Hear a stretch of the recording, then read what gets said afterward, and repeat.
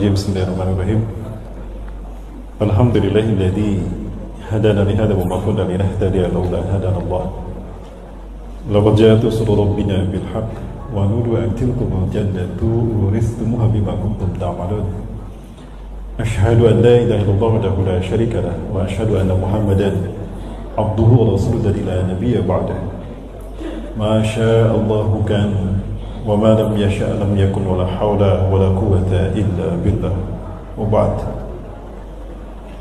قال الله تعالى في كتابه الكريم وبقوله يهتدي المهتدون أعوذ بالله السميع العليم من الشيطان الرجيم من همزه ونفخه ونفسه يا أيها الذين آمنوا اتقوا الله حق تقاته ولا تموتن إلا وأنتم مسلمون أو كما قال تعالى في آية أخرى وتزودوا فإن خير الزاد التقوى واتقون يا أولي الألباب أو كما قال تعالى في آية أخرى إنما المؤمنون إخوة فأصلحوا بين أخوائكم واتقوا الله لعلكم ترحمون وقال تعالى في آية أخرى ولا يزالون يقاتلونكم حتى يردوكم عن دينكم إن استطاعوا أو كما قال تعالى في آية أخرى ولن ترضى عنك اليهود ولا النصارى حتى تتبع ملتهم قل إن هدى الله هو الهدى ولئن اتبعت أهواءهم بعد الذي جاءك من العلم ما لك من الله من ولي ولا نصير وقال رسول الله صلى الله عليه وسلم وهو صادق الوعد الأمين بادروا بالأعمال الصالحات فستكون الفتن كقطع الليل المسلم يصبح رجل مؤمنا ويمسي كافرا ويمسي مؤمنا ويصبح كافرا يبيع دينه بأرض من الدنيا المتمسك يومئذ بدينه كالقبيل على الجمر الحديث كما قال صدق الله العظيم وصدق رسول الكريم ونحن على ذلك من الشاهدين. إلى حضرة الكرام الرئيس لتعمير هذا المسجد بيت العرش حفظكم الله وإلى العلماء والزعماء المستقيمين والمستقيمات إقامة شعائر الإسلام في ولاء هذا المسجد بيت العرش حفظكم الله وإلى رئيسة لهذه القرية Ibu RW حفظكم الله وإلى إخوتنا الكرام المتحركين في donasi rumah tahfiz حفظكم الله وإلى إخوتنا الكرام pemuda akhir zaman wa ila ikhwatina al-kiram Forda Mara hafizakumullah wa khususan umuman ila hadirin wal hadirat al-muslimin al-muslimat uhayyikum bi tahiyatil islam assalamualaikum warahmatullahi wabarakatuh. Merupakan kehormatan dan karunia yang besar dari Allah Azza wa Jalla. Pagi hari ini Allah takdirkan saya bisa hadir dalam undangan tabligh akbar di masjid yang kita cintai ini, Masjid Baitul Arsh. Nama daerahnya Jalan Srikandi. Delima, Jalan Srikandi Delima, Pekanbaru. Ini merupakan karunia dari Allah Azza wa Jalla, maka saya bersyukur pada Allah dengan sebaik-baik syukur padanya. Allah menakdirkan kita bisa hadir, bahkan tadi kita awali dengan salat subuh berjamaah. Mudah-mudahan yang hadir di salat subuh berjamaah ini mendapatkan kenikmatan yang tertinggi nanti di surga, yaitu bertemu dengan wajah Allah tanpa hijab. Satu hari diceritakan ketika Rasulullah SAW bersama para sahabat berjalan di malam purnama, tiba-tiba langkah Rasulullah terhenti ketika beliau melihat bulan purnama yang indah. Beliau lama menatap bulan purnama dan tersenyum. Para sahabat bertanya, "Lima tabasamta ya Rasulullah? Kenapa Anda tersenyum melihat bulan? Setahu saya bulan seperti itu." Ya. Maka apa kata Rasulullah SAW? "Innakum satarawna rabbakum kama tarawna hadzal qamar." Sesungguhnya kalian akan bertemu dengan Tuhan kalian akan melihat dan bertatapan muka dengan Tuhan kalian dengan mata kepala kalian sendiri. Kama tarona hadal qamar, sebagaimana kalian bisa melihat bulan purnama ini. Ya. La tudammuna fi ru'yatihi, kalian tidak akan merasa lelah menatapnya, bahkan kalian merasa nikmat berhadapan dan menatap dengan wajah Allah Azza wa Jalla. Nah, Rasulullah SAW menyatakan siapa yang ingin mendapatkan kesempatan menikmati puncak kenikmatan surga tadi adalah menjaga sholat subuh berjamaah. Jadi sholat subuh berjamaah kita di masjid ini merupakan tiket kita untuk bertemu dengan wajah Allah tanpa hijab. Amin. Atau dalam hadis yang lain Rasulullah SAW juga menyatakan, idza dakhala ahlul jannati jannatah faqala Allah azza wa jalla lahum, ketika ahli surga masuk ke dalam surganya, Allah bertanya kepada mereka, hal raditum, apakah kalian ridha dengan surgaku ini? Maka ahli surga mengatakan, ya Rabbana kaifa la narda, bagaimana kami tidak ridha wahai Tuhan kami? Alam tubayyid wujuhana, bukankah engkau telah membuat wajah kami putih bercahaya? Jadi yang hari ini kulitnya hitam jangan sedih, nanti putih bercahaya Pak. Di mana? Di akhirat sana, di surga. Maka dari itu harus masuk surga. Kalau masuk neraka tambah hitam. Ya. Wa tudkhilnal jannata, dan kau telah memasukkan kami ke dalam surga. Bagaimana kami tidak ridho ya Allah, engkau telah selamatkan kami dari neraka. Wa tunajjina minan nar. Allah Azza wa Jalla kemudian berkata lagi, berfirman lagi, kalian baru masuk ke dalam surgaku. Malaikat berikan hidangan kepada mereka. Maka datang para malaikat memberikan hidangan kepada mereka. Setelah mereka menikmati hidangan mereka, ya para bawah, ada yang tahu makanan pertama yang dimakan ahli surga? Pernah dapat bocoran dari WA grup, dari Instagram, dari YouTube? Hidangan yang pertama kali dinikmati oleh ahli surga adalah faziyadatu kabidil hal. Ya, puding tambahan hati ikan hiu. Itu dibikin puding, ada flaknya Bu, pakai flak. Rasanya lezat. Maka ditanya oleh Allah, kaifa bini abi alifan hal raditum, apakah kalian suka dengan hidangan yang tadi? Ya Allah, belum pernah kami menikmati hidangan seperti ini. Di Pekanbaru nggak ada yang namanya kayak gini. Dikasih lagi, ditanya lagi, dikasih lagi, ditanya lagi, seperti itu sampai habis semua kenikmatan yang Allah berikan pada mereka. Maka kemudian Allah Azza wa Jalla bertanya pada mereka, bagaimana yang tadi? Mereka kehabisan kata-kata. Mereka hanya mengatakan subhanallah walhamdulillah wala ilaha illallah Allahu akbar. Maka apa yang terjadi? Ada satu kenikmatan yang aku sisakan bagi kalian, dan tidak ada kenikmatan yang lebih tinggi dan lebih lezat dari kenikmatan yang satu ini di surga ini. Ini adalah kenikmatan yang aku sisakan yang terakhir untuk kalian. Apalagi ya Allah, sudah cukup semua ini untuk kami nikmati. Kami tidak bisa memikul merasakan kenikmatan ini. Ya, takut mati saking nikmatnya Pak. Maka apa yang terjadi? Fakasyafal hijab bainallahi wa bainahum. Maka tiba-tiba Allah membukakan hijab antara Allah dengan mereka. Fayanzurunallaha iyanan biduni hijab. Maka mereka melihat, menyaksikan Tuhan mereka yang sesungguhnya, zat Allah yang luar biasa, maha indah. Tiketnya tadi adalah sholat subuh berjamaah. Mudah kan Bapak Ibu ya? Ya, maka kita ajak saudara-saudara kita, sudah mulai kita makmurkan kembali masjid ini. Betapapun COVID-19 ini masih menghantui kita, tapi kewajiban sholat subuh berjamaah dan sholat-sholat yang lain jangan ditinggalkan. Kenapa demikian? Nanti di akhir kita bahas. Kalau waktu kita panjang Bapak Ibu, sanggup sampai jam berapa Bapak Ibu? Sampai selesai? Selesai zuhur nggak apa-apa. Baik, bahasan kita memang panjang.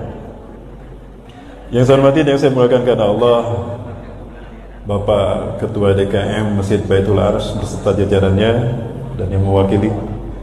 Yang saya hormati dan yang saya muliakan karena Allah, para sesepuh dan para tokoh ulama dan ulama yang sama-sama hadir. Yang saya hormati dan yang saya muliakan karena Allah, Ibu Ketua RW 085. Yang saya hormati dan saya muliakan karena Allah, rekan-rekan dari DRT, rekan-rekan dari Pordamar, mobil khusus pada rekan kami Paz yang memfasilitasi kehadiran kami yang kelima kali ya Ustaz ya. Yang kelima kali di Pekanbaru ini, Riau Pekanbaru. Semalam perjalanan yang cukup jauh juga ke Pelawan ya. Di Pelalawan sampai ke Ukui, Kecamatan Ukui.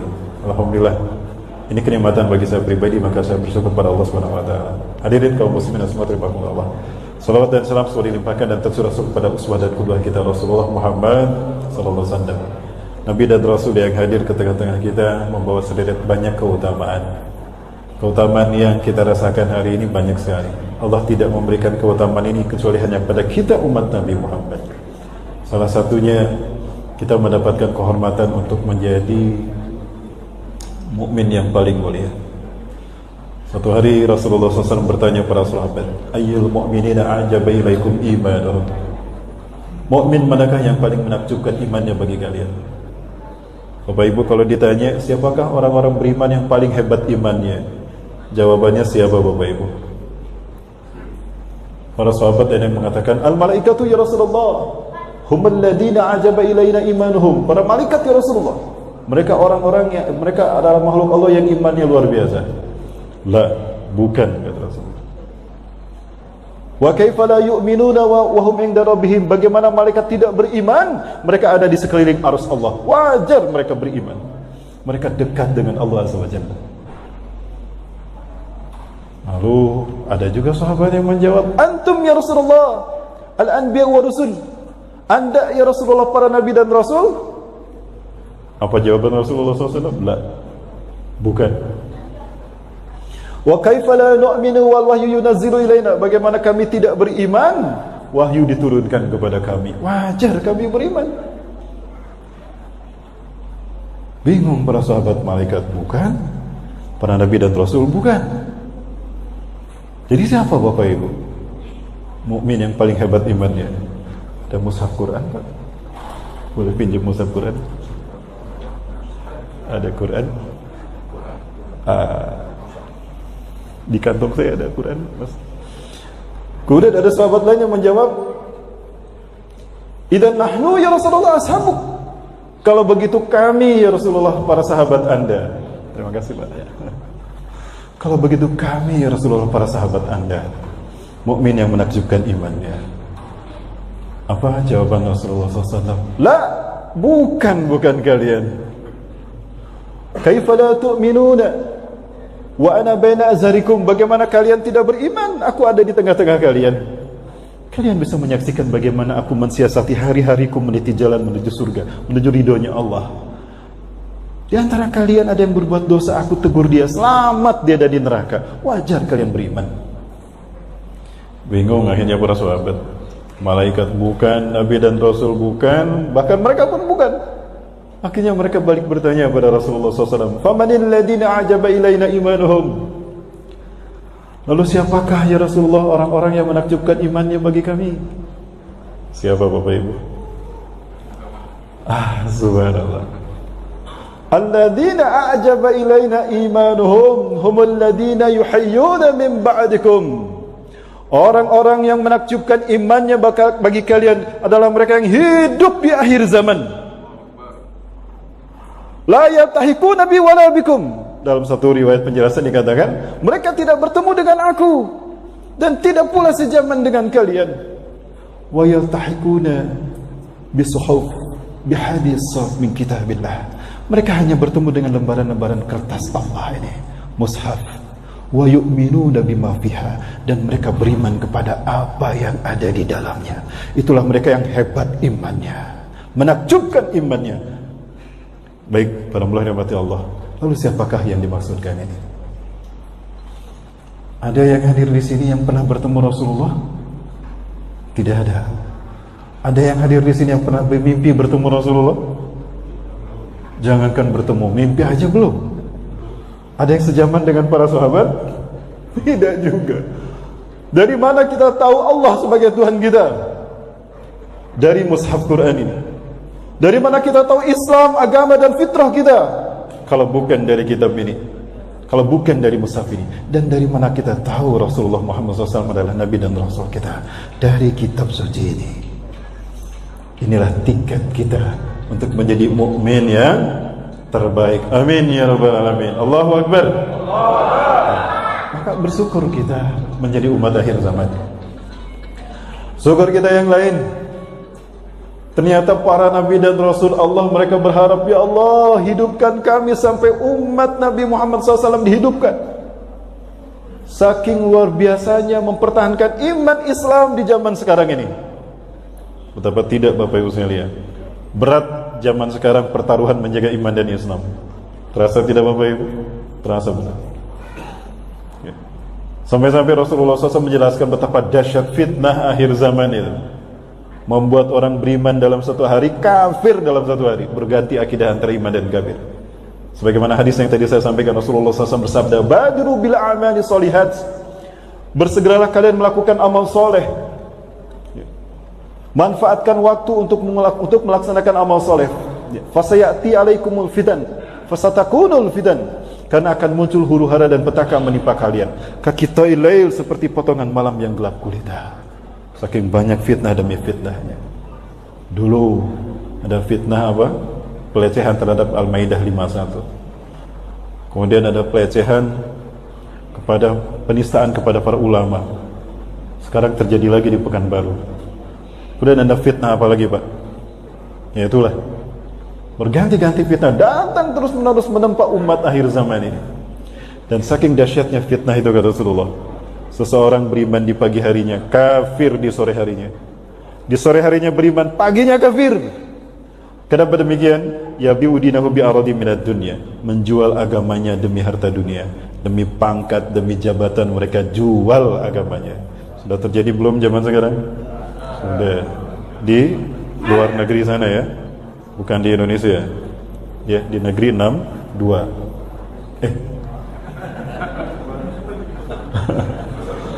Bapak Ibu rahmati Allah. Maka di zaman seperti ini Rasulullah SAW menyatakan, al-mutamassiku yauma idin bidini. Maka orang-orang yang berpegang teguh dengan agamanya pada zaman penuh fitnah itu, kal qobidi alal jamri, seperti memegang bara api Bapak Ibu. Bagaimana rasanya memegang bara api? Ada kayu bakar sedang membara, kita pegang. Apa yang kita rasakan? Panas. Berkata jujur didustakan, berkata benar dibohongi. Ya. Mempertahankan iman disebut teroris. Ya. Disebut anti Pancasila, anti NKRI. Padahal yang kita laksanakan adalah agama yang dilindungi undang-undang dan Pancasila, tapi kita difitnah habis-habisan. Ya. Nah, ini yang kita rasakan. Bapak Ibu, maka wajib kita istiqomah. Ya, kewajiban istiqomah kita pahalanya besar. Maka siapa yang istiqomah berpegang teguh pada Quran dan Sunnah, bahkan menghidupkan Sunnah Rasul di zaman penuh fitnah ini, pahalanya besar Bapak Ibu. Apa pahalanya? Rasulullah SAW bersabda, Man ahya sunnati 'inda fasadi ummati. Barang siapa yang menghidupkan sunnahku di zaman manusia mematikannya, apapun resikonya, sekalipun mengorbankan nyawa, falahu ajru mi'ata syahidin, maka dia mendapatkan 100 pahala mati syahid. Allahu Akbar. 100 kali pahala mati syahid. Faqad ihya'us sunnah fi hadal ahad. Hanya menghidupkan sunnah di zaman sekarang. Ada sahabat yang bertanya, asyhadu minna minhum ya Rasulullah. Apakah syahidnya kami atau mereka ya Rasulullah? Bal syuhada'u minkum, bahkan syahidnya kalian para sahabat. Jadi Bapak Ibu rahmati Allah, hari ini kita menjaga sunnah Rasulullah SAW. Ya, istiqomah dengan Quran dan Sunnah. Pahalanya 100 kali syahidnya para sahabat. Subhanallah. Seperti apa pahala mati syahid? Satu saja, jangan 100. Sebelum peluru menembus tubuhnya, Allah mencabut nyawanya terlebih dahulu. Maka dia tidak akan merasakan sakitnya kematian, melainkan seperti digigit semut. Orang yang mati syahid itu sakitnya seperti digigit semut Bapak Ibu. Tidak percaya, silakan buktikan. Kalau sudah terbukti, kirim WA ke saya, Ustaz, betul Ustaz, saya tidak merasakan sakit, melainkan seperti digigit semut. Loh, siapa ini yang kirim WA? Dari alam barjah Ustaz. Yang kedua, Allah haramkan bumi menghancurkan tubuhnya. Di Suriah sana ada mereka yang syahid, ya, dikuburkan beberapa hari, hampir 3 minggu. Ketika digali lagi, tubuhnya masih utuh Bapak. Tidak hancur. Yang ketiga, Allah bebaskan dia dari fitnah kubur. Yang keempat, Allah berikan dia kemuliaan tajul waqar, mahkota kemuliaan yang diinginkan oleh para nabi dan rasul dan para ahli ibadah. Yang kelima, Allah berikan kepadanya hak untuk mensyafaati 70 orang dekatnya, keluarganya.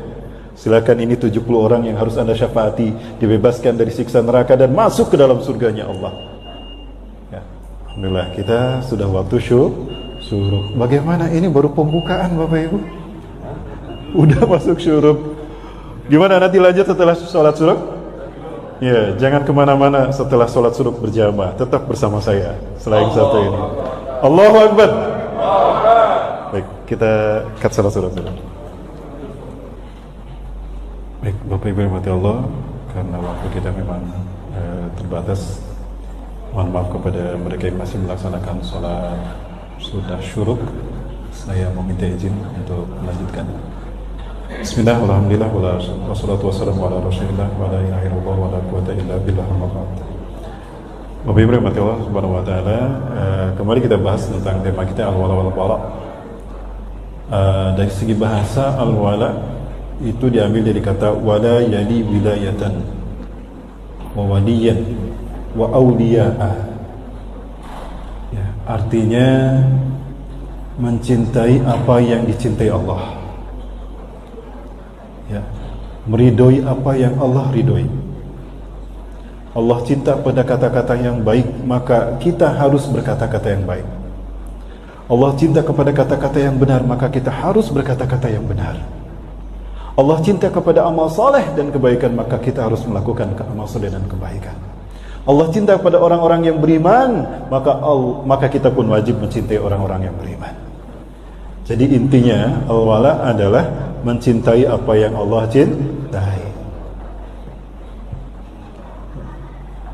Termasuk dalam ruang lingkup al-wala adalah menjaga persaudaraan di antara sesama muslim dan orang-orang yang beriman. Ini sangat penting dalam ikatannya terkait dengan tauhid kita.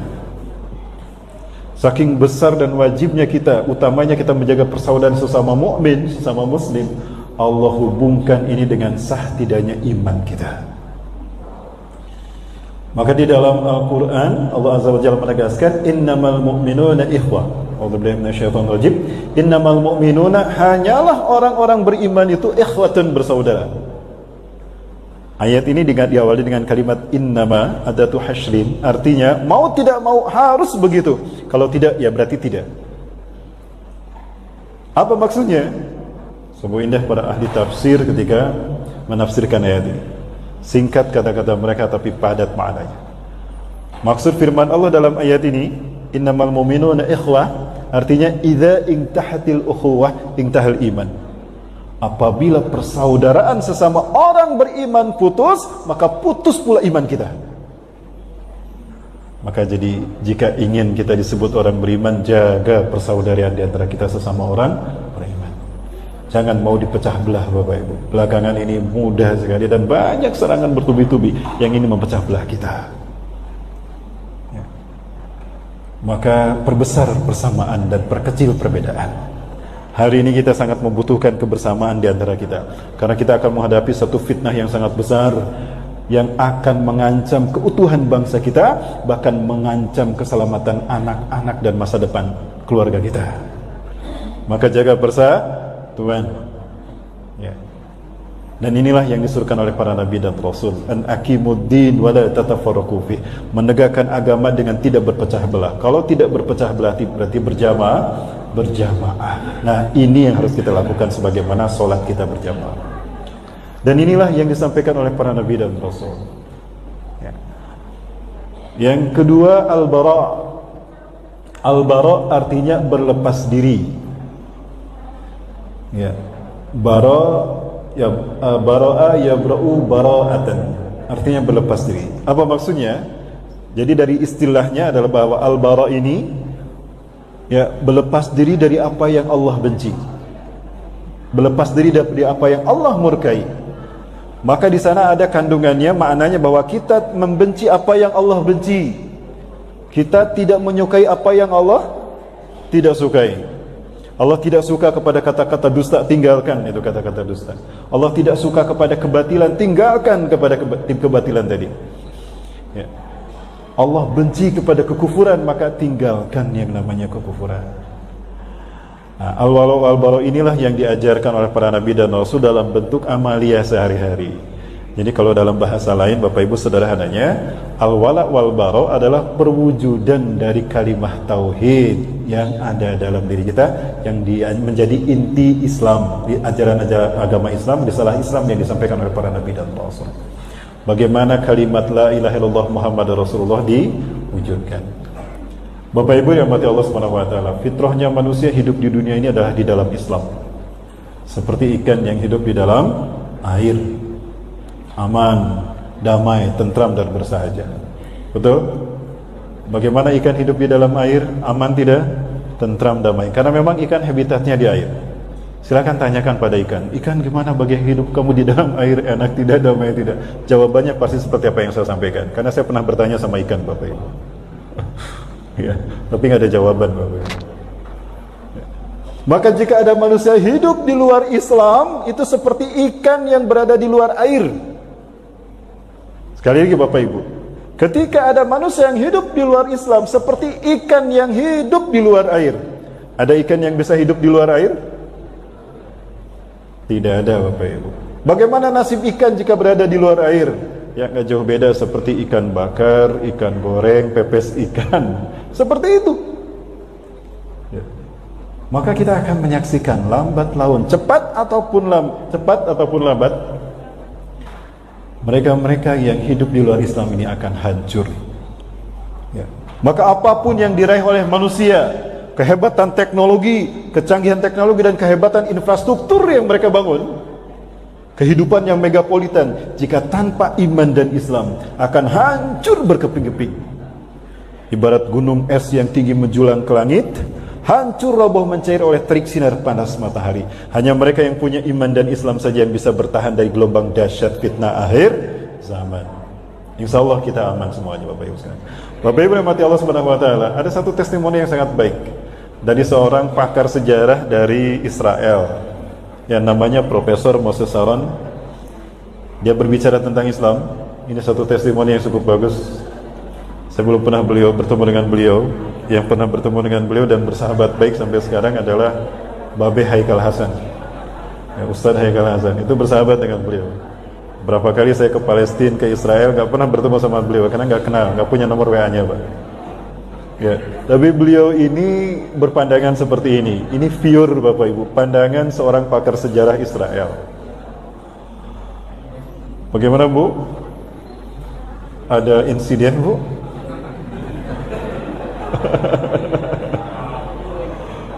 Gimana lanjut Bapak Ibu? Baik, alhamdulillah. Saya minta waktu sampai jam 7 boleh? Sampai jam 12? Oh boleh, alhamdulillah. Baik, kita dengar apa yang dia katakan.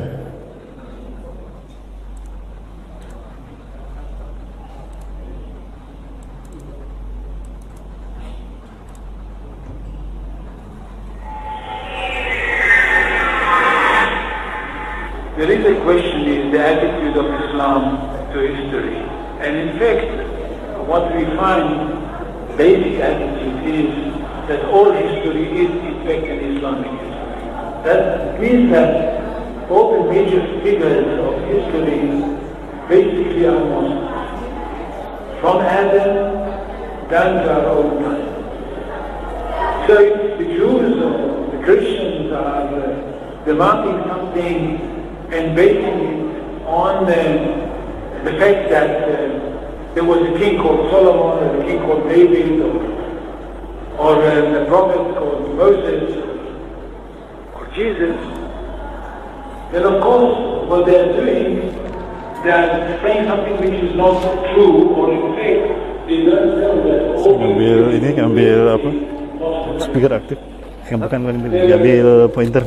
Ya, pointer. So if anybody says, look, there is a place connected with Solomon, that's the place where the temple of Solomon stood, a true Muslim would tell you, yes, absolutely right. And David was a Muslim, and Abraham was a Muslim, and Isaac was a Muslim, and Jesus was a Muslim. This is what I mean by the Islamization of history. And you can understand that through Islamization of history, through Islamization of geography, anywhere which was connected with these people, or with these prophets, which were all Muslims, becomes a Muslim territory. And therefore, when Islam was not in that area before Muhammad came to it, but it should have been there. In that area, I mean, in the Middle East or other parts outside the Middle East, which are not known. Any place like this had to be free, not to be conquered, and to be liberated. So Islam appeared in history in the time of Muhammad, or reappeared in history from their point of view, reappeared in history as a liberator. And therefore there is no Islamic occupation. If somebody occupied anything, it would be always somebody else, not the Muslims. So there is no Islamic occupation, there is only Islamic liberation. Ya, subhanallah, tadi pandangan yang cukup bagus, testimoni tentang Islam dari seorang pakar sejarah, Profesor Dr. Musa Saran. Ya, tadi bisa terbaca dan ternikmati Bapak Ibu ya. Nah, tadi yang menarik dikatakan oleh beliau, ya, there is only one religion from Adam down to this time. Hanya ada satu agama di dunia ini sejak Nabi Adam sampai hari ini. Yes, Islam. Tapi anehnya dia tidak masuk Islam. Inilah mahalnya hidayah ini. Mahalnya hidayah. Dia masih Yahudi sekarang. Padahal dia bilang begitu tuh. Kalau dalam agama kita disebut kabura maktan, an taqulu ma la taf'al. Yang kedua, all figures in human history, in human civilization, are Muslim figures. Semua tokoh-tokoh sejarah itu adalah Muslim. Bahkan dia tadi mengatakan Yesus juga Muslim. Ini yang benar. Hari ini, belakangan ini, beberapa gereja katedral di Eropa, mereka mulai membahas tentang tema-tema akhir zaman. Mereka berbicara tentang Imam Mahdi, Nabi Isa turun di Suriah, mereka berbicara tentang Dajjal dan dibunuhnya Dajjal oleh Nabi Isa. Semua itu mereka bahas. Hingga banyak mereka yang kemudian berbondong-bondong masuk Islam. Apa ya? Lewat eskatologi, kajian-kajian akhir zaman. Kemudian tadi beliau juga mengatakan terakhir, ya, there is no Islamic occupation. Tidak ada yang namanya penaklukan oleh umat Islam. Nah, ini harus kita luruskan. Umat Islam bukan penakluk, termasuk Muhammad Al-Fatih bukan penakluk. Ya. Kalau dikatakan penakluk itu identik dengan penjajah, Bapak Ibu. Maka ketika mereka datang untuk menaklukkan, itu dihabiskan semua kekuatan yang akan menjadi saingan mereka dan musuh mereka. Islam bukan penakluk, tapi Islam pembebas. Kenapa dikatakan pembebas? Karena bumi ini Allah wariskan kepada orang-orang yang beriman. Di dalam Al-Quran, ya, itu mobilnya ada yang nyala, Pak? Oh, nggak mati juga, nggak nyambung ya, sinyalnya nggak nyampe. Ah, udah. Lanjut Bapak Ibu. Ya. Jadi tinggalkan kata-kata penakluk. Islam bukan penakluk, pembebas. Karena bumi ini Allah wariskan pada orang beriman. Di dalam surat Al-Anbiya 105 Allah Azza wa Jalla menyatakan, a'udzubillahi minasyaitonir rajim, wa laqad katabna fiz zaburi min ba'di dzikri annal arda yarithuha ibadiyas salihun. Dan sungguh kami telah tetapkan di dalam kitab Zabur setelah kami tetapkan di Lauhul Mahfuz, bumi ini aku wariskan pada hamba-hamba Allah yang soleh. Allah sebutkan yang soleh karena yang soleh pasti beriman. Betul? Yang soleh pasti beriman. Yang beriman belum tentu soleh. Makanya Allah tegaskan dalam beberapa ayat, kalimat alladzina amanu selalu dirangkai dengan wa amilus shalihat. Ya, di dalam Quran surat apa? Contohnya At-Tin. Thumma radadnahu asfala safilin illa alladzina amanu wa amilus shalihat. Wal 'asri innal insana lafi khusrin illa alladzina amanu wa amilus shalihat. Kenapa kalimat alladzina amanu selalu dirangkai dengan amilus shalihat? Karena iman hanya bisa diwujudkan dengan amal soleh, tidak bisa dengan amal salah, Bapak Ibu.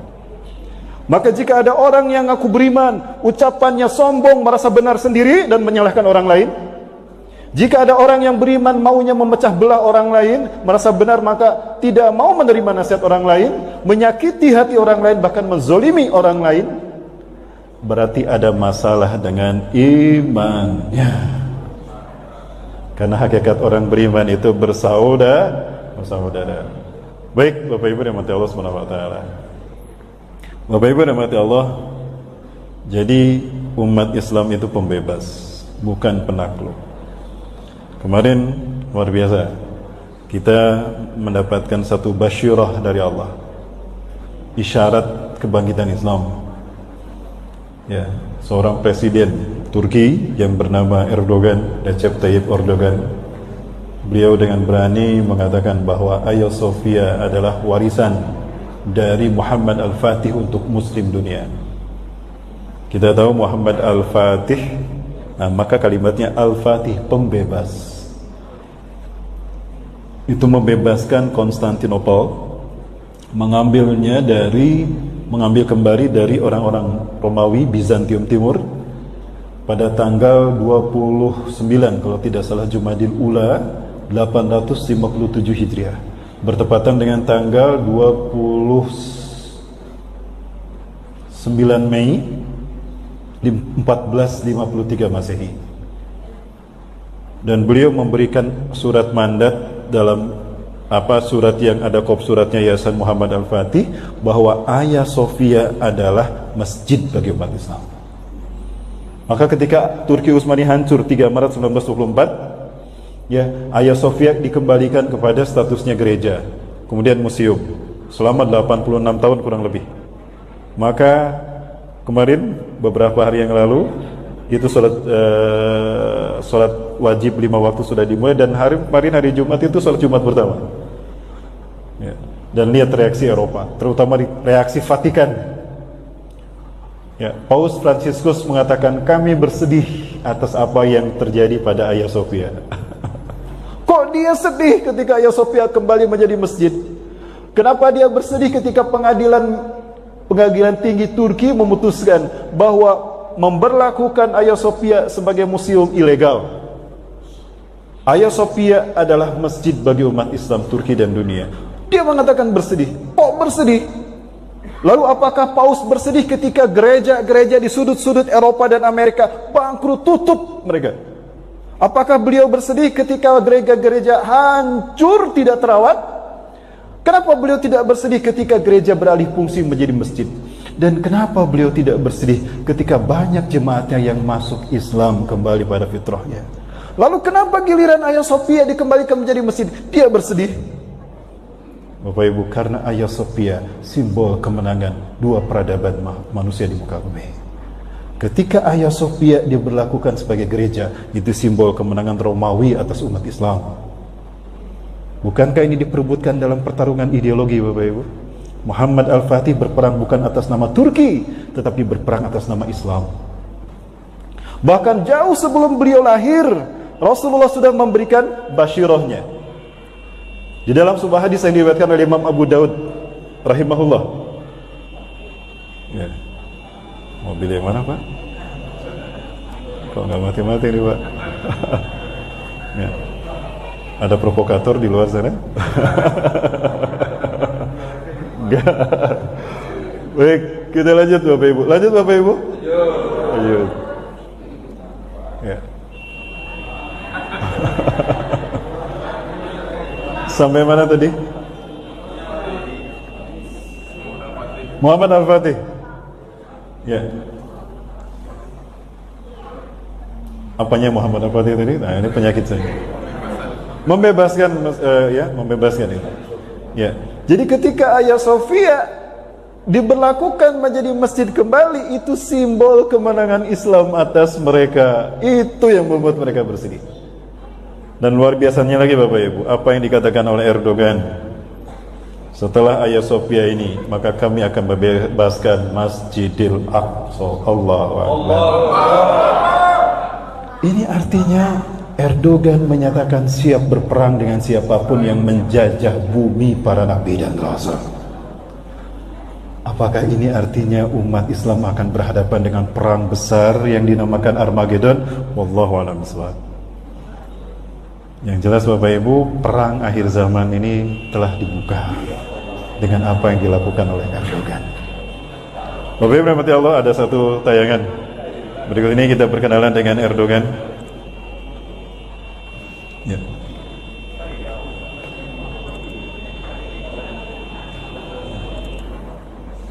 Ini sejarah singkat tentang Erdogan.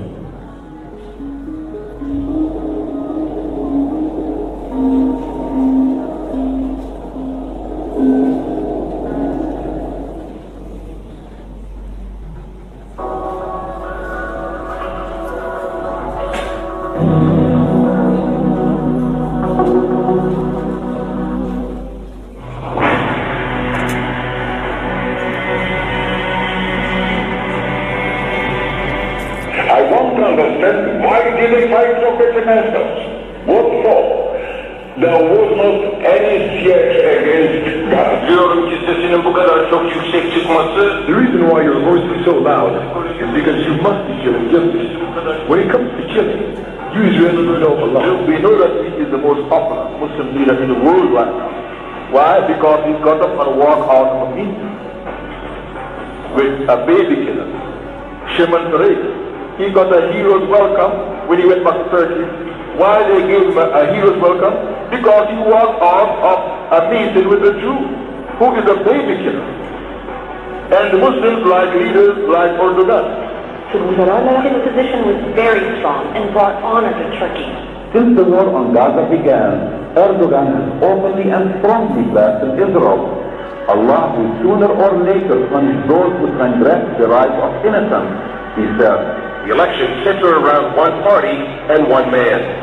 Here in Istanbul, it's hard to escape posters of Turkish Prime Minister Erdogan, the head of the ruling Islamist party called the AKP. Polls point to a sizable victory by the AKP, and that would be the third straight election win for a party that's worked hard to make one of the most secular Muslim nations in the earth more and more Islamic.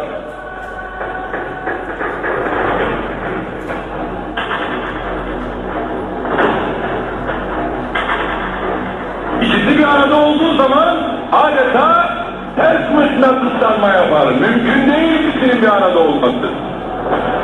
Son böyle olunca ben Müslümanım diyelim, İslam yanına gelip bir de aynı zamanda da laik demesi mümkün değil. Niye? Çünkü Müslümanın yaratıcısı olan Allah bütün hakimiyet sahibidir. Egemenlik kayıtsız şartsız milletindir. Bak, yalan. Koskoca bir yalan.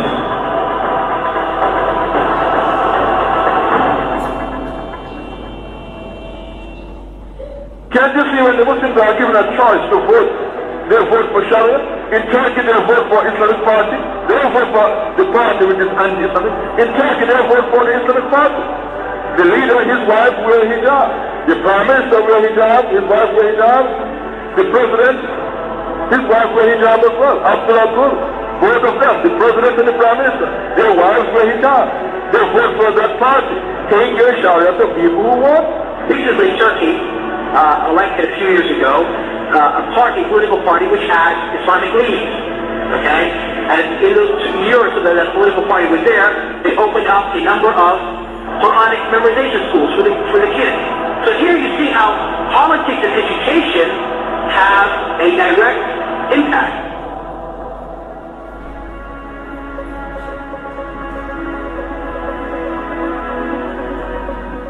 The Prime Minister of Turkey has embraced Hamas, and Turkey has threatened military force against both Israel and Cyprus.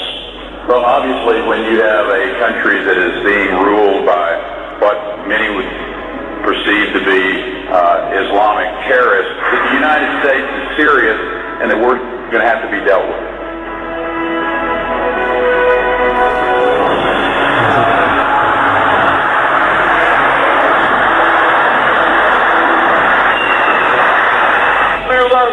Now it's the time to have the Palestinian flag in Gaza. ومن هنا أطلق قيادات العالم الإسلامي. Tüm halklara sesleniyorum.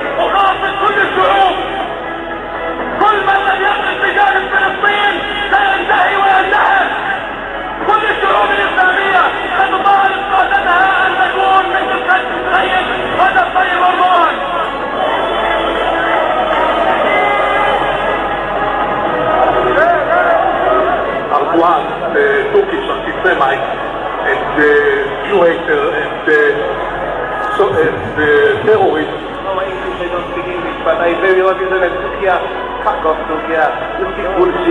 message for the Turkish people. Yeah, go to hell!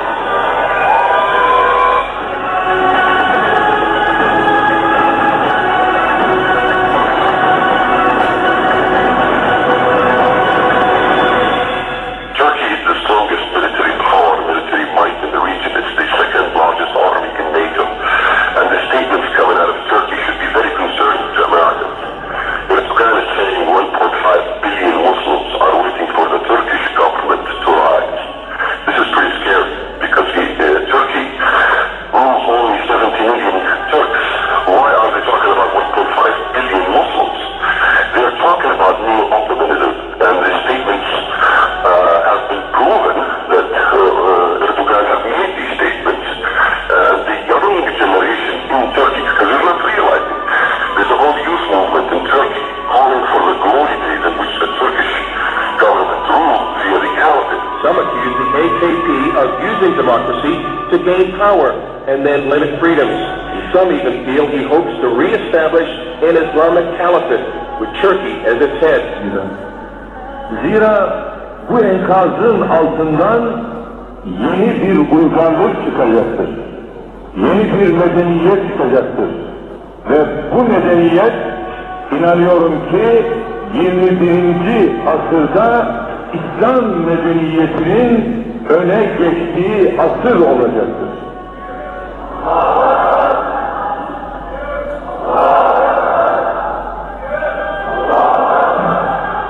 Görünen odur ki kimse bu medeniyet kavgasının önüne geçemeyecektir. Ve Müslümanlar bıraktığı yerden tekrar bu emaneti teslim alacaklardır. Bize göre demokrasi hiçbir zaman amaç olamaz. Demokrasi ancak ilmi noktada ele aldığımız zaman bir araç olduğunu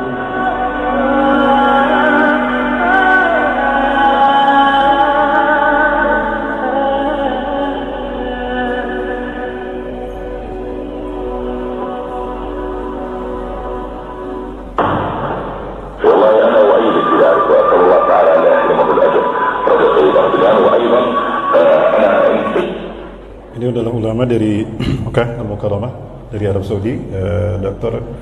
Muhammad bin Abdul Rahman Al-Arifi. Ini pendapat beliau tentang Erdogan.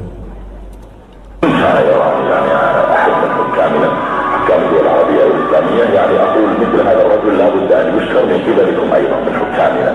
تبعثوا لي بقية التعافي في من تشهد من قومه، تبعثوا لي بقية الشكر على شجاعته، يستقبل به بالهاتف، يرسل إليه مثلا ما يشجع، بحيث أن الرجل يشعر أنه لله الحمد أنا أقوم بشيء غيري يشجعني عليه، وربما لم يستطع غيري أن يقوم به لكنه يؤيدني عليه ويشجعني عليه. وأنا من هنا أحيي. Ini Dr. Muhammad Hasan juga dari Saudi Arabia. Salah satu buku karya beliau ada kami pajang di sana tentang ensiklopedia akhir zaman. رجب طيب أردوغان وأرجو الله أن يكون من السائرين على ضرب محمد الفاتح وعلى ضرب السلطان عبد الحميد. Another potential power player who wants to restore the caliphate is Turkish Prime Minister Erdogan. I think Erdogan clearly sees himself as the founder of the new caliphate, the world Islamic government, with Turkey at its center. I think this is what's behind him offering to send the Turkish Navy, for example, to protect a, quote, peace flotilla that would come to Gaza. I'm sure that in his heart he's dreaming about the re-establishment of the caliphate. He behaves like it. I mean, he can easily push this area into a great war. The threat of war and rise of Islam lead many to say the so-called Arab Spring is a misnomer. I wouldn't call it an Arab Spring. It's far from being an Arab Spring. It's the same kind of winter.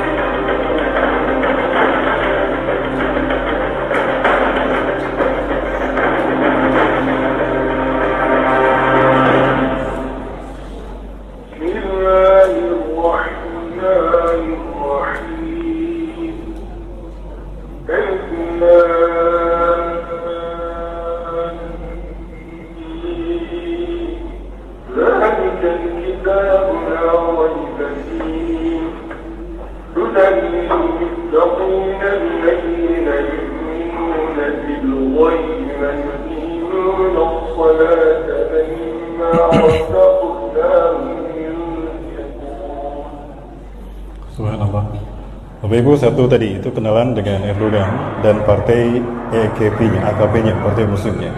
Itu sebetulnya pada 2007 menjelang beliau pemilihan presiden dan belum terpilih menjadi presiden. Yang mana sudah jam 7 masih lanjut? Lanjut 30 menit ke depan gak apa-apa? Nanti saya bicara Indonesia Bapak Ibu. Lalu di mana peluang Indonesia saat ini? Apa yang kita lihat tadi di Turki membuktikan kebenaran hadis Rasulullah SAW. Sinfani min ummati idza saluhan salahatil ummah wa idza fasadan fasadatil ummah. Ada dua golongan dari umatku. Jika dua golongan ini baik, maka baiklah umat, sejahteralah umat. Dan apabila dua golongan ini hancur, rusak, rusaklah umat dan hancurlah umat. Al-ulama'u wal-umara. Turki walaupun dulu sekuler, bertahun-tahun mereka ada dalam hidup yang sekulerisme. Hedonis pernah terjadi di bumi Turki. Islam dilarang habis-habisan. Tapi ketika ada sinergi yang baik, ketika ulamanya baik, ketika pemimpinnya baik, maka apa yang terjadi? Ini yang kita saksikan sekarang. Tapi sebaliknya, sebuah negara walaupun mayoritas muslim, banyak ulamanya, mayoritas umat Islamnya, tapi jika ulamanya cinta dunia, jika fatwa ulamanya bisa dibeli dengan dunia, dan pemimpinnya zalim pada rakyatnya, maka jangan harap dia bisa seperti Turki. Ini PR besar buat kita semua yang salah. Lanjut Bapak Ibu. Baik. Apa yang menginspirasi yang dilakukan Erdogan? Apa yang menginspirasi Erdogan sehingga berani seperti ini? Bapak Ibu, yang pertama tadi tentang Muhammad Al-Fatih. Jauh sebelum Muhammad Al-Fatih dilahirkan, Rasulullah SAW sudah memberikan kabar gembiranya. Di dalam hadis dari yang diriwayatkan oleh Imam Abu Daud, Rasulullah SAW bersabda, "La tuftahanna al-Qastantiniyah, fala na'mal amiru amiruha, wa la na'mal jaishuha." Di sana menggunakan lam taukid dan nun taukid tsakilah. Ini artinya pasti terjadi. Pasti akan dibebaskan Konstantinopel. Maka sebaik-baik pemimpin di muka bumi adalah pemimpin yang membebaskan Konstantinopel. Dan sebaik-baik pasukan di muka bumi adalah pasukan yang membebaskan Konstantinopel. Maka banyak para pemimpin umat setelah itu, termasuk para sahabat, berharap mereka lah orangnya. Ternyata tidak. Ketika dinasti Abbasiyah melanjutkan kepemimpinan Islam atas dunia, banyak khalifah, hampir semua khalifah mereka berharap mereka lah orangnya. Berlomba-lomba, beribu-ribu pasukan berharap itulah mereka. Ternyata tidak juga. Baru 854 setelah wafatnya Rasulullah, lahirlah orang yang disebutkan Rasulullah SAW, Muhammad Al-Fatih. Di usia yang ke-22 tahun beliau membebaskan 21 negara, Bapak Ibu. Usia 22 tahun membebaskan 21 negara. Lah yang bisa dilakukan pemuda 22 tahun hari ini apa Bapak Ibu? Berapa akhwat yang bisa dibebaskan? Bang sudah membebaskan berapa akhwat, Bang? Menghalalkan berapa akhwat? Tuh, usia berapa, Bang? Sudah menghalalkan berapa akhwat? Ini Muhammad Al-Fatih, usia di saat remaja kita galau, di saat remaja kita tawuran, di saat remaja kita kecanduan dengan TikTok, kecanduan dengan Mobile Legend. Justru beliau menjadi pembebas bumi. 2/3 dunia dikuasai oleh seorang pemuda yang bernama Muhammad Al-Fatih. Inilah yang menginspirasi Erdogan. Ada hadis lainnya juga bahwa ternyata akan ada momen yang kedua kali di mana Konstantinopel akan dikuasai oleh Bani Rum, Eropa. Saya memandang bahwa apa yang dilakukan Erdogan, manuver yang dilakukan Erdogan ini akan memicu perang dunia, di mana apa yang disebutkan Rasulullah sepertinya akan terwujud, yaitu bergabungnya Eropa di dalam satu persekutuan besar yang jumlahnya 1 juta orang. Itu akan menyerang Turki. Hum yastami'una tahta 80 rayah. Rasulullah SAW menyebutkan mereka bergabung di bawah 80 panji bendera, artinya satu bendera satu negara. Walikulli rayatin 12,000 junudan, satu bendera 12.000 pasukan. Jadi berapa jumlah mereka? 12.000 dikali 80, 960.000, artinya 1 juta pasukan salib akan kembali menguasai Konstantinopel. Ya, ini merupakan puncak pertarungan di mana teknologi digunakan. Orang-orang menyebutnya Armageddon, di mana Turki akan jatuh kembali kepada Eropa, Bani Rum. Pertanyaannya, Erdogan, jika memang ini terjadi di masa kita ini, lalu kemana Erdogan? Apakah beliau syahid? Ataukah beliau bergabung dengan Hamas? Yang jelas, beliau bercita-cita untuk menguasai, memerdekakan Al-Aqsa. Kenapa harus Al-Aqsa? Kenapa harus Palestina? Masih ada waktu? Kalau masih ada waktu, kita jalan-jalan ke Palestina ya. Kita terbang ke Palestina Bapak Ibu. Pegang erat sekarang, pasang seatbeltnya. Kita terbang dulu ke Palestina. Ya. Bapak Ibu, insya Allah nanti saya menyimpan file saya di panitia pemuda akhir zaman. Bapak Ibu yang menginginkan file-file saya, silakan materi ini dan materi selama saya safari dakwah di Pekanbaru ini nanti bisa menghubungi Ustaz Saiful Bahri. Ya, Bapak Ibu bisa mengkopinya nanti. Baik, apa tadi Bapak Ibu? Palestina. Kita terbang ke Palestina Bapak Ibu. Sudah siap terbang? Sudah beli tiketnya? Sudah di rapid test dulu? Rapid test dulu Bapak Ibu. Protokoler harus dilaksanakan. Baik, kita lihat seperti apa bumi Palestina.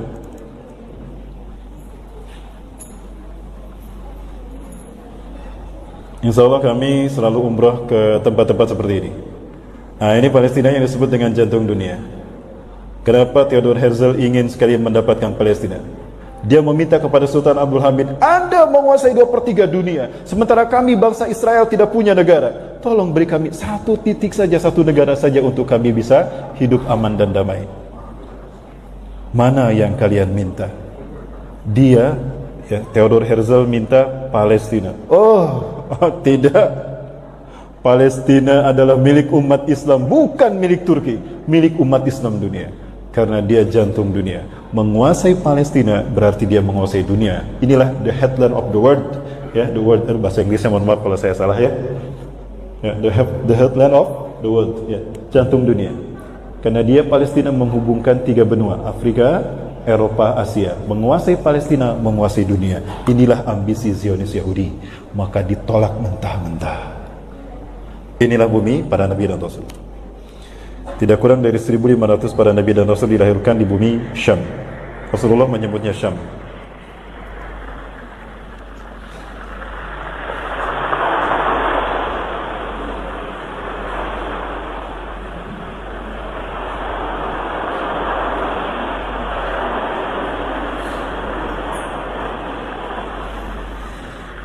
Indah sekali Bapak Ibu sekalian kalau kita melihat perairan-perairan di Gaza, pantai-pantai di Palestina. Ada banyak sekali arsitektur yang menyatu di sana. Semua peradaban seolah-olah berkumpul di negara yang satu ini. Karena memang dulu bertemunya para nabi dan rasul.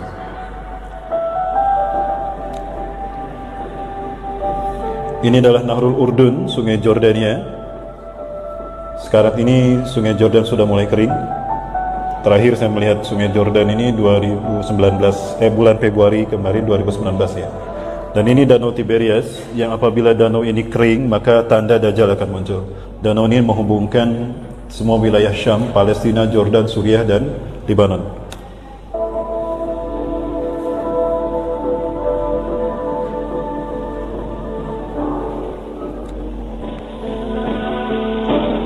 Tidak jauh dari sini kita bisa melihat ada beberapa bangunan yang masih utuh sampai sekarang, manuskrip yang dulu atau peninggalan orang-orang terdahulu di wilayah Syam ini. Sampai sekarang masih terjaga dengan baik. Nah, ini Laut Mati, tempat ditenggelamkannya kaum Sodom dan Gomorrah. Wilayah Sodom dan Gomorrah adalah wilayah yang menghubungkan Jordania dan Palestina. Disinilah dimenamkannya mereka pelaku sodomi, kaum LGBT. Ya.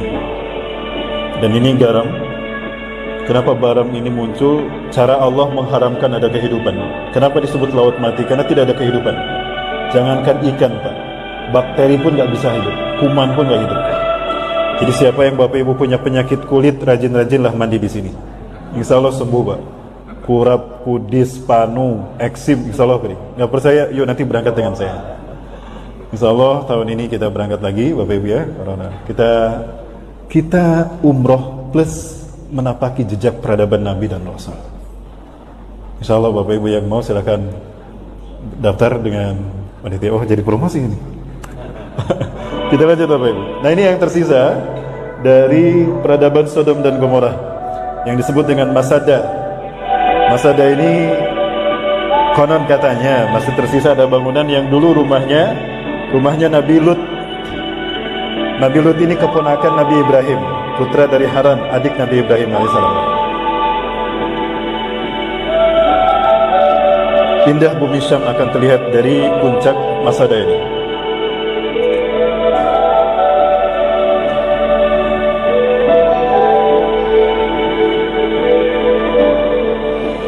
Dan di sini pula banyak terdapat peninggalan-peninggalan dari kaum Nabatian atau Anbat. Nabatian artinya kaum pemahat. Mereka mewarisi dan konon mereka katanya keturunan dari kaum Ad dan Samud. Kemampuan mereka memahat gunung batu menjadi istana. Ini salah satu buktinya. Nah, seperti Madain Soleh atau Petra. Nah, insya Allah kita juga ke sana kalau Bapak Ibu umroh plus Aqsa bersama kami. Ini istana paling murah di dunia. Tidak pakai semen, batu dipahat jadi istana. Nah, tidak jauh dari sini, inilah satu bukti apartheid yang masih berlaku di sini. Ya, baik Bapak Ibu sekalian, inilah bukti apartheid dan kejahatan di mana imperialisme melanda bumi para nabi dan rasul. Ini adalah Bukit Zaitun, Mount of Olive. Ya, para bol bisa melihat ada dinding tinggi setinggi 8 meter, tebalnya 1 meter. Membentang sejauh 700 km lebih, memisahkan Palestina dan Israel. Saya agak berat menyebutnya Israel karena Israel gelar Nabi Yakub, Zionis Yahudi. Ya. Kalau kita lihat wilayah Palestina dibikin kumuh, dibikin miskin supaya mereka tidak betah di sana, sehingga dengan mudah diambil dan dirampas oleh Yahudi. Tapi lihat wilayah Yahudi, megah luar biasa Bapak Ibu. Nangis saya menyaksikan bumi para nabi ini. Ya. Dan dari sinilah kita akan melihat keindahan Al-Quds, bumi para nabi dan rasul. Orang-orang Yahudi menyebutnya Yerusalem. Inilah yang akan dibebaskan berikutnya oleh Erdogan. Amin.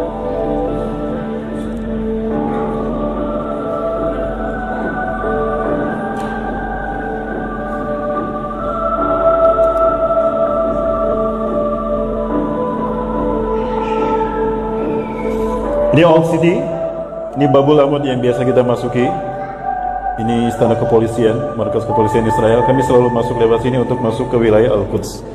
Ini Babul Asbat yang dulu dimasuki oleh orang-orang Yahudi di bawah kepemimpinan Nabi Yusha bin Nun. Orang-orang Yahudi menyebutnya Nabi Joshua. Ya, Nabi Yusha bin Nun sepeninggal Nabi Musa alaihissalam, Nabi Yusha bin Nun membawa bangsa Yahudi memenangkan perang melawan kaum Jabariyin dan memasuki Al-Quds, Al-Aqsa. Nah, ini Al-Aqsa dinding pembatas ujung selatannya seperti ini. Bukan selatan, utara. Nah, ini sudah masuk area Al-Aqsa. Jadi Al-Aqsa itu alun-alun Bapak Ibu. Ada banyak masjid di sana.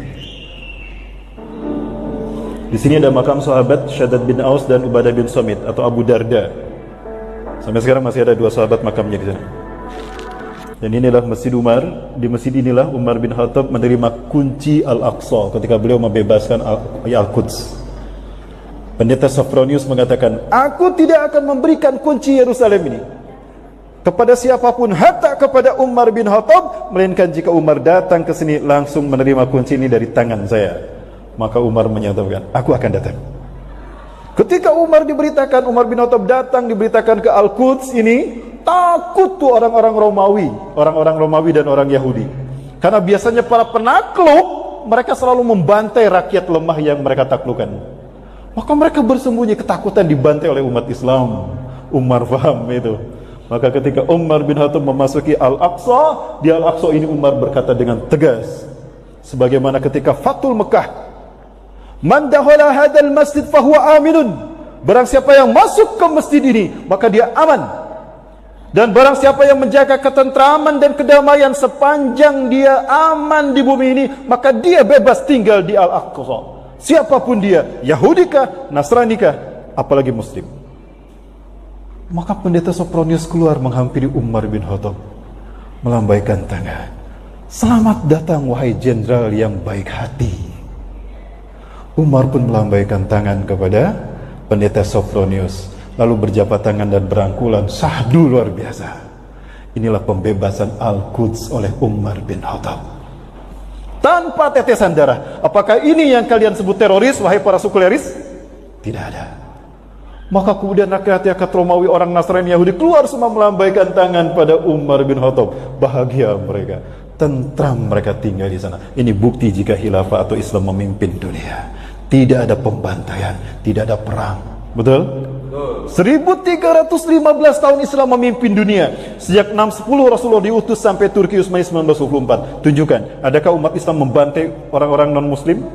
Tidak ada. Adakah perang dunia terjadi? Tidak. Justru sekarang terjadi perang dan pembantaian pada manusia di saat Barat memimpin dunia. 7:30 Bapak ya. Dan ini gereja di mana orang-orang Nasrani yakin Yesus akan turun di sana. Suatu saat kalau kita bertemu lagi kita bahas kapan Nabi bisa diturunkan.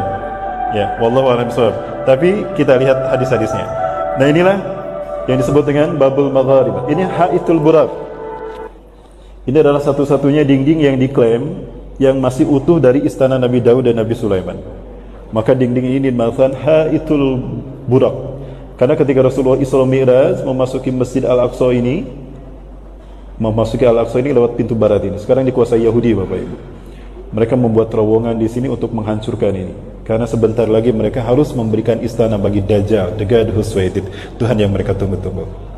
Ada 300 terowongan di bawah sini. Nah, ini disebut juga oleh mereka, dikatakan Wailing Wall, dinding ratapan. Kita bisa memasuki ini, ya, kita bisa menyentuhnya dari sini ataupun dari dalam. Tapi setiap kali saya ke sana tidak bisa menyentuh. Kenapa Bapak Ibu? Karena saya berjenggot, Bapak Ibu. Baik, kita lanjut Bapak Ibu.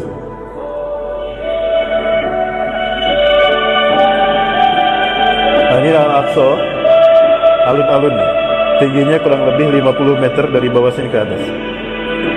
Nah, ini Dome of the Rock atau Qubatus Sohra. Disebut Dome of the Rock karena di dalam masjid ini terdapat batu yang dinaiki Rasulullah ketika Mi'raj, naik ke Sidratul Muntaha.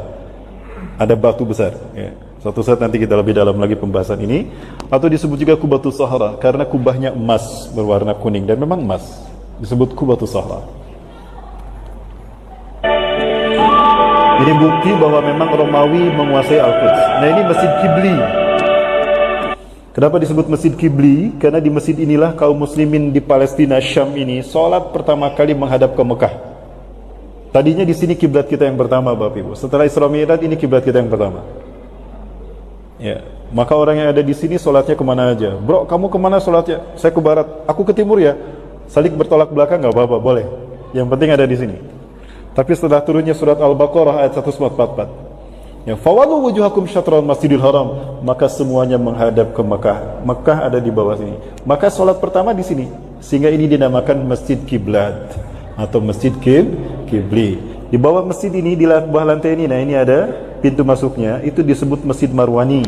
Disitulah Rasulullah memimpin sholat 1500 para nabi dan rasul ketika Isra Mi'raj. Di bawah, Bapak Ibu, areal inilah, di bawah lantai inilah yang disebut Al-Aqsa yang tua sejak zaman para nabi.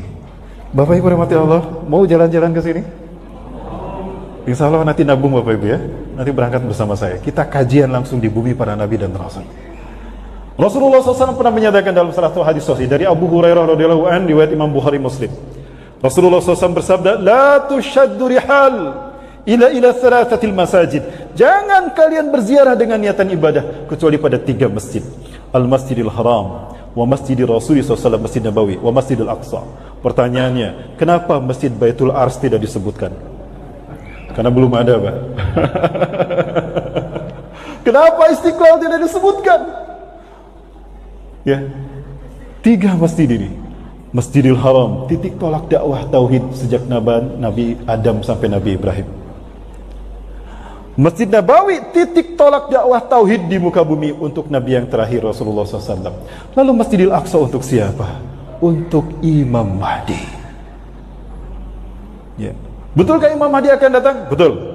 Rasulullah SAW mengatakan dari hadis riwayat dari Imam Abu Daud dari Abu Hurairah radhiyallahu an, Inna Allah yab'asu min hadhil ummah ala kulli ra'si mi'ati sana man yujaddidu dinha. Sesungguhnya Allah akan membangkitkan dari umatku ini setiap 100 tahun sekali. Catat Bapak Ibu, setiap 100 tahun sekali akan muncul reformis pembaharu dari umatku.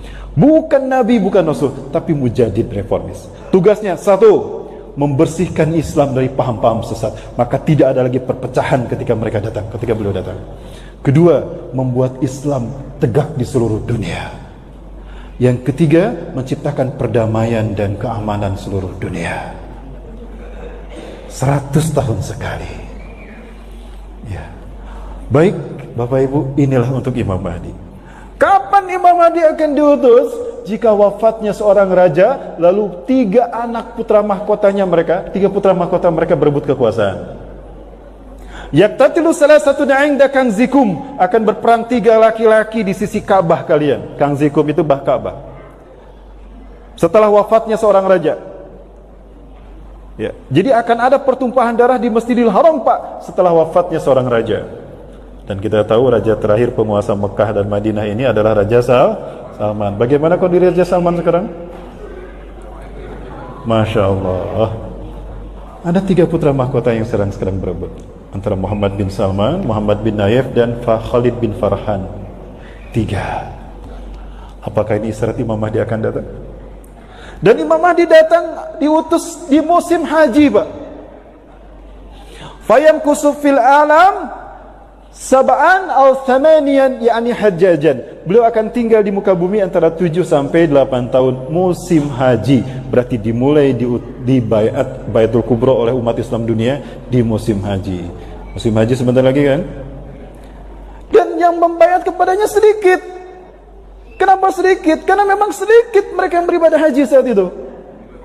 Wa adadul ladina yubayyunahu ka'adadi ahli Badarin. Dan mereka yang berbaiat kepadanya, yang bersumpah setia tunduk taat kepadanya, sejumlah pasukan Badar, Bu, hanya 313 sampai 315 orang. Kok bisa sedikit orang ibadah haji padahal di zaman sekarang mayoritas? Karena ada satu wabah yang membuat kita terhalang beribadah haji. Wabah apa, Bapak Ibu? Apakah Imam Mahdi akan diutus tahun ini? Tidak, saya tidak mengatakan begitu. Nanti saya diserang lagi sama para haters. Cocok logi itu. Ya, Bapak Ibu, wallahu a'lam. Artinya, semua ini membuat stimulus kuat bagi kita. Betapa kita telah dekat pada peristiwa-peristiwa besar. Baik, Bapak Ibu, boleh saya berdiri, Pak? Boleh. Saya menyemangati para pemuda, Pak. Bapak Ibu rahmati Allah, di Wadi Yunus yang dikuasai Israel, kami atau Yahudi, kami bertemu dengan seorang syekh. Saya ini berkenalan dengan saya, sampaikan saya URB, saya dari Indonesia. Beliau mengatakan, ada satu hadis menarik terkait dengan Al-Aqsa ini. Ya. Allah Azza wa Jalla berfirman kepada Nabi Sulaiman, Ya Sulaiman, is'alni thalathatan u'atiha iyak. Hai Sulaiman, mintalah 3 permintaan kepadaku, aku akan mengabulkannya. Ini ada di dalam tafsir Ibnu Katsir rahimahullah. Riwayat Imam Ahmad. Yang pertama, Ya Rabb, a'tini mulkan allati lam tu'ti qabli wa ba'di. Ya Allah, berikan aku kekuasaan kerajaan yang belum pernah kau berikan satupun kepada hamba-hambamu, bahkan sampai hari kiamat. Maka Allah berikan kekuasaan dan kerajaan yang besar pada Nabi Sulaiman. Bukan hanya manusia yang Allah tundukkan untuk Nabi Sulaiman, bahkan jin, ifrit, dedemit, amit-amit semuanya tunduk pada Nabi Sulaiman. Betul? Bahkan angin pun Allah tundukkan. Jadi Nabi Sulaiman kalau ingin infeksi ke daerah, cukup naik duduk di atas karpetnya, terbang ke Nabi Sulaiman. Gak pakai Lion, gak pakai Air Asia, Pak, gak pakai Garuda, dan bisa berjalan di atas air. Allah tundukkan air untuk Nabi Sulaiman. Yang kedua, jadikan aku pemimpin yang adil ya Allah, sebagaimana engkau menghendaki keadilan dan keadilan kemahaadilanmu, sehingga engkau ridho kepadaku dengan keadilanku dan rakyatku pun ridho. Maka Allah jadikan beliau raja yang paling adil di muka bumi saat itu. Dan yang terakhir, beliau berkata, Ya Rabb, la tada'ala ahadin alladhi yazul masjid hadha walau yusalli fiha rak'atain illa an tahutta anhu hatta yakuluha qabla an yakhruja min hadzal masjid. Ya Allah, jangan kau biarkan siapapun yang datang berziarah ke masjidku ini sampai hari kiamat nanti, walaupun hanya sholat 2 rakaat di sini, apakah di Masjid Qibli, di Masjid Marwani, atau di Old Aqsa di bawah lantai masjid ini, atau di Masjid Buraq, di sini ada Masjid Buraq dan ini dinding Buraq, atau di Masjid Dome of the Rock, atau di lantai pelataran Al-Quds. Hapuskan dosa-dosa mereka ya Allah, bersih dari dosa-dosa mereka sebelum mereka keluar dari masjidku ini. Inilah keutamaan, bukan hanya 500 kali lebih utama solat di Masjid Baitul Ars, tapi yang solat walaupun 2 rakaat di sini, jika dia bertobat dengan taubatan nasuha, keluar dari masjid ini, habis dosa-dosanya. Berdoalah kepada Allah, mudah-mudahan kita bisa menjaga. Bapak Ibu, terakhir ada satu kabar gembira. Ada satu hadis Rasulullah SAW. Saya tidak bermaksud melebih-lebihkan, tidak Bapak Ibu, tapi ini berharap dan bercita-cita. Kalau Erdogan punya cita-cita, kita juga boleh punya cita-cita. Boleh Bapak Ibu? Boleh. Terima kasih Bapak Ibu. Ini pembahasan terakhir. Apakah pernah Rasulullah menyebutkan Indonesia dalam hadisnya? Tidak. Tidak pernah.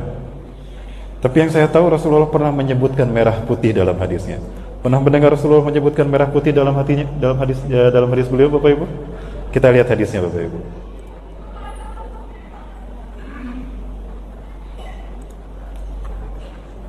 Studi saya dulu adalah studi sejarah Palestina bersama para syekh dari Al-Quds Institution, dan qadarullah saya dipertemukan dengan beberapa imam besar di sana.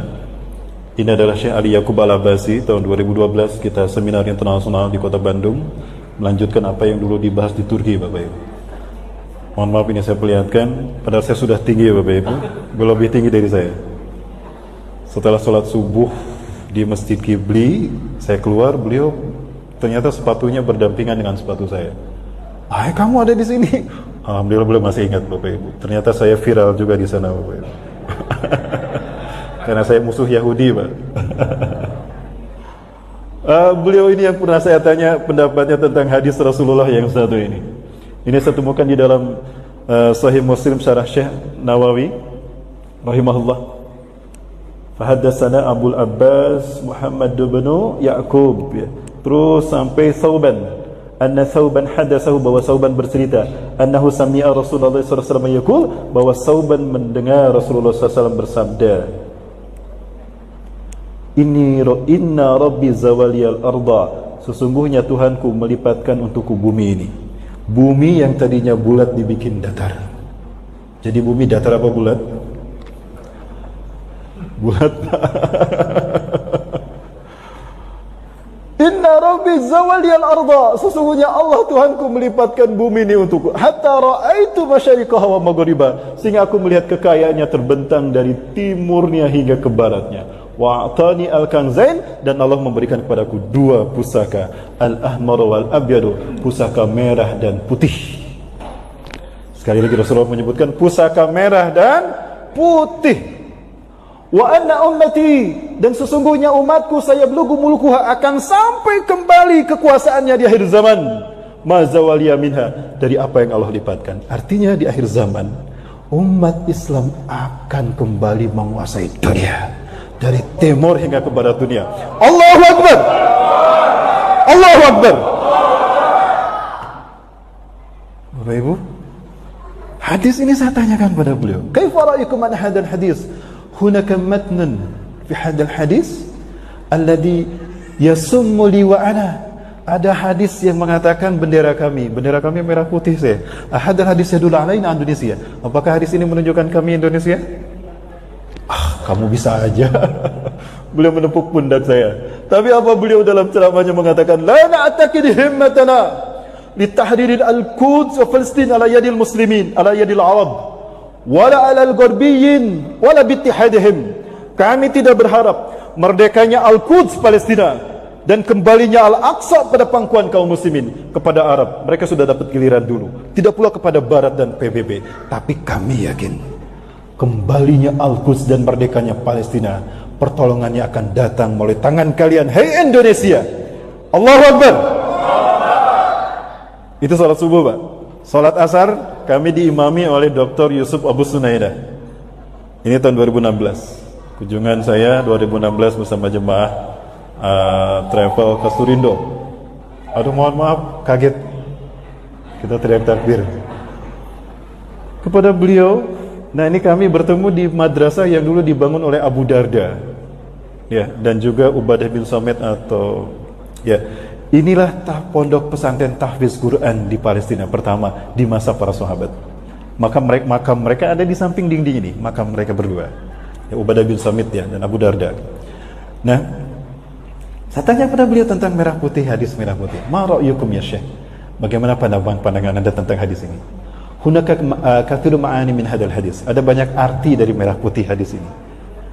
Wa ihda minha, salah satu arti dari merah putih adalah kalian Indonesia. Kami tunggu kehadiran kalian di sini untuk memerdekakan Palestina. Allahu Akbar. Yang ketiga, Bapak Ibu, Dr. Abu Bakar Al-Awawidah. Belum berjuang mujahid, lama di penjara seperti Ustadz Abu Bakar Bashir ya. Beliau pun nasibnya seperti ini. Disiksa oleh Israel sampai buta, Pak, tidak bisa melihat karena seringnya kepala beliau disiksa, dibenturkan, dipukul dengan laras dan ke dinding. Beliau buta. 2016 beliau ceramah tarawih di Jogokarian, Yogyakarta. Apa kata beliau? Ala kulli biladil muslimin alladziina yaqbaluna al-islam dinahum, antum ya Indonesia lam yakhtarakumullah li izhari hadad din. Dari semua negara yang Allah pilih untuk memimpin kebangkitan Islam, semua negara sudah Allah pilih untuk memimpin kebangkitan Islam. Tinggal satu yang belum Allah pilih untuk memimpin kebangkitan Islam, dan itu kalian, Indonesia. Allahu Akbar. Maka jika Erdogan syahid sebelum Al-Aqsa dibebaskan, kita yang akan melanjutkan. Siap melanjutkan? Mana para pemuda? Siap melanjutkan? Baik, Bapak Ibu, kita lihat bagaimana kecintaan Muslim Palestina. Mereka menunggu kedatangan kita untuk membebaskan Al-Quds. Sebentar lagi mereka akan merayakan 17 Agustus, HUT RI. Lupakah kita? Di saat kita hiruk pikuk euforia merayakan kemerdekaan kita yang tanda petik. Betulkah kita merdeka? Di luar sepengetahuan kita, mereka ternyata mengibarkan bendera, merayakan Agustusan, Bapak Ibu, merayakan HUT RI tanpa kita tahu.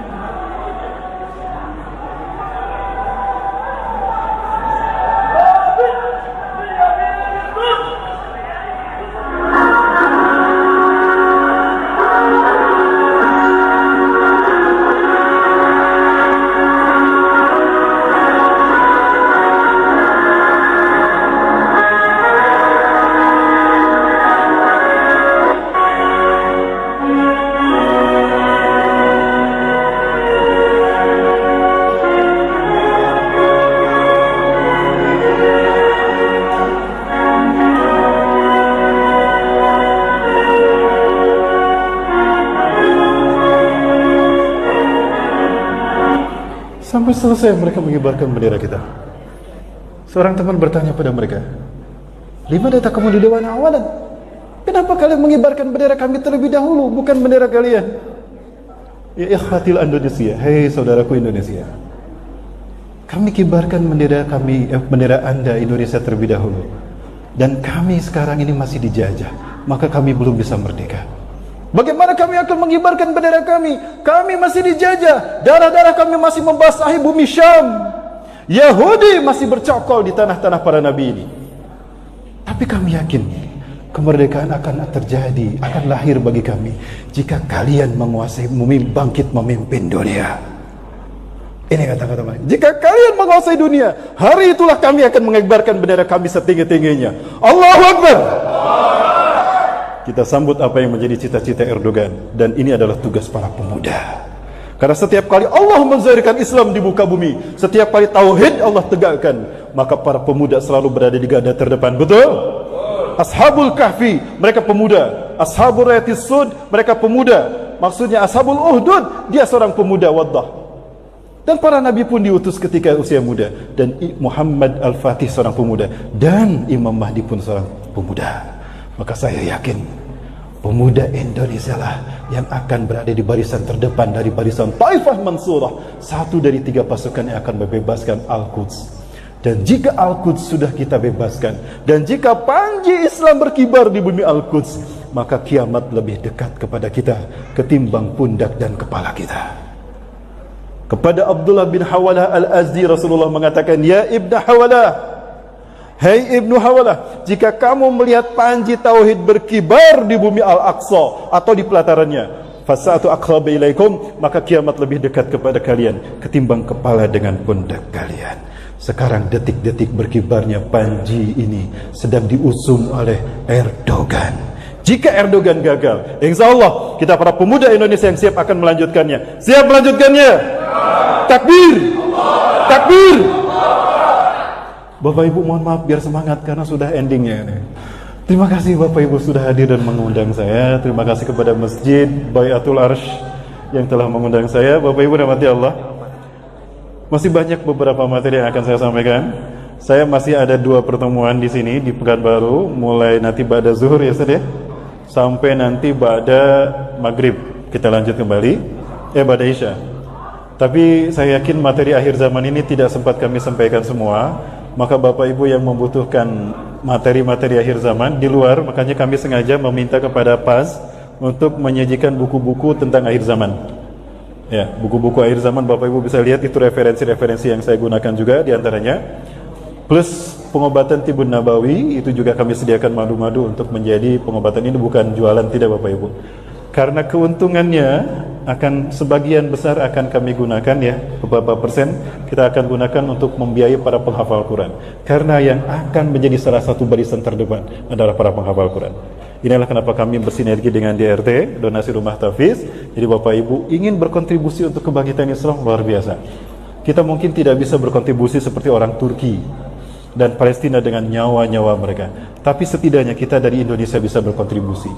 Dimulai dari hal yang kecil, berdonasi untuk para penghafal Quran. Ibu-ibu bisa dengan jalan berdonasi dengan kaleng yang disediakan oleh DRT, silakan Bapak Ibu, atau membeli produk-produk yang kami sajikan di sana. Keuntungannya akan kita jadikan bagian dari kontribusi dan bukti kita untuk membebaskan Al-Quds. Betul Bapak Ibu? Subhanallah. Terima kasih Bapak Ibu yang dirahmati Allah. Kita tutup dengan doa. Namun sebelumnya ada doa aja langsung. Untuk mengikat keberkahan dari kajian kita, mari kita tutup dengan doa bersama. Semoga Allah Azza wa Jalla mengabulkan semua harapan dan cita kita untuk menjadi bagian yang terbaik dari kebangkitan Islam yang tidak lama lagi. Amin ya rabbal alamin. أعوذ بالله من الشيطان الرجيم بسم الله الرحمن الرحيم حمدا شاكرا حمدا ناعما حمدا يوافي نعمه ويكافئ مزيده يا ربنا لك الحمد كما ينبغي لجلال وجهك الكريم وعظيم سلطانك اللهم صل على سيدنا ونبينا محمد صلى الله عليه وسلم بطيب القلوب ودوائها وعافية الأبدان وشفائها ونور الأبصار وضيائها وصل على آله وصحبه أجمعين اللهم أنت ربنا لا إله إلا أنت خلقتنا ونحن عبادك ونحن على عهدك ووعدك ما استطعنا نعوذ بك من شر ما صنعنا نبوء لك بنعمتك علينا ونبوء بذنوبنا فاغفر لنا فإنه لا يغفر الذنوب إلا أنت اللهم اهدنا ووفقنا إلى الحق وإلى صراطك المستقيم بجلالك الكريم يا أكرم الأكرمين ويا أرحم الراحمين. اللهم اعكس قلوب العلماء والزعماء والمسلمين من نومهم ومن غفلتهم العميق واهدهم سبيل الرشاد. اللهم أعز الإسلام والمسلمين وأذل الشرك والمشركين وانصر عبادك الموحدين ودمر أعداءك أعداء الدين وقنا والمسلمين من شر مصائب الدنيا والدين. اللهم يا ذا القوة المتين يا عزيز يا فتاه يا كريم ارفع هذا الوباء نحن نعرفه قارنا. ارفع من بلادنا هذا خاصة أندونيسيا ومن بلدة المسلمين عامة حتى نقوم بكمال عبادتنا، حتى نقوم بكمال أعمالنا الصالحة لك يا أرحم الراحمين. اللهم أنقذ المستضعفين من المسلمين في سوريا. اللهم أنقذ المستضعفين من المؤمنين في فلسطين وفي أفغانستان وفي كل بلدان المسلمين عامة. اللهم اشدد وطأتك على الصين الذين يقتلون أبناء المسلمين ويحربون المسلمين ومساجدهم في روهينيا أو في أويغور. اللهم شتت شملهم وفرق جمعهم واجعلنا في نفورهم. اللهم ربنا تقبل منا إنك أنت السميع العليم وتب علينا إنك أنت التواب الرحيم. ربنا آتنا في الدنيا حسنة وفي الآخرة حسنة وقنا عذاب النار. سبحان ربك رب العزة عما يصفون وسلام على المرسلين والحمد لله رب العالمين.